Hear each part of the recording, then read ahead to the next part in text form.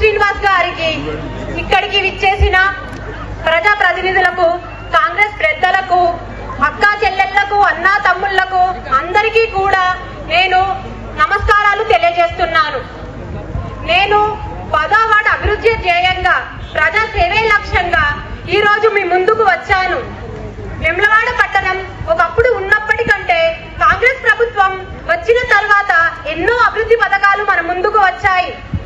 పేద ప్రజలకు రేషన్ బియ్యం, సన్న బియ్యం, అలాగే గృహలక్ష్మి, ఉచిత బస్ సౌకర్యాలు, వీటితో పాటు అన్నిటికంటే ముఖ్యమైన వేములవాడ పట్టణంలో ఉన్న రాజన్న గుడి అభివృద్ధి మన ముందుకు తీసుకొచ్చిన కాంగ్రెస్ ప్రభుత్వం, మన ఎమ్మెల్యే ఆది శ్రీనివాస్ గారికి నేను ధన్యవాదాలు తెలుపుతున్నాను.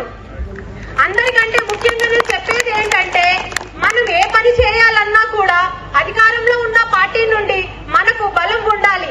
అలాగే ఈ మున్సిపల్ ఎన్నికల్లో కాంగ్రెస్ పార్టీ నుండి పోటీ చేసే ప్రతి ఒక్కరిని కూడా మనం గెలిపిస్తే ప్రభుత్వం నుండి కూడా ఇంకా ఎన్నో మనకు కావలసిన వసతులు కానీ ఇంకా ఎన్నో డెవలప్మెంట్, ముఖ్యంగా మన వేములవాడ పట్టణానికి ఎంతో మంది ప్రజలు వస్తూ ఉంటారు. రోడ్డు చాలా చిన్నదిగా ఉండి ఎన్నో ఇబ్బందులు పడ్డాము. ఏ ప్రభుత్వం చేయని ఈ రోడ్డు విస్తరణ పనులు మన కాంగ్రెస్ ప్రభుత్వం వచ్చాకే జరుగుతుంది. ప్రజలందరూ కూడా ఇది ఖచ్చితంగా తెలుసుకోవాలి. ఏ ప్రభుత్వం అయితే అధికారంలో ఉంటుందో ఆ ప్రభుత్వాన్ని మనం భారీ మెజార్టీతో గెలిపిస్తామనుకోండి, వేములవాడ పట్టణ అభివృద్ధి కూడా మనకు ఖచ్చితంగా జరుగుతుంది. ప్రతి ఒక్కరు కూడా, ప్రతి ఒక్కరు అని కాదు, ఒక్క ఓటు వల్ల ఎంతో విజయాలుంటాయి. కాబట్టి ప్రతి ఒక్కరు ఈసారి భారీ మెజారిటీతో మున్సిపల్ ఎన్నికల్లో కాంగ్రెస్ పార్టీని గెలిపించండి.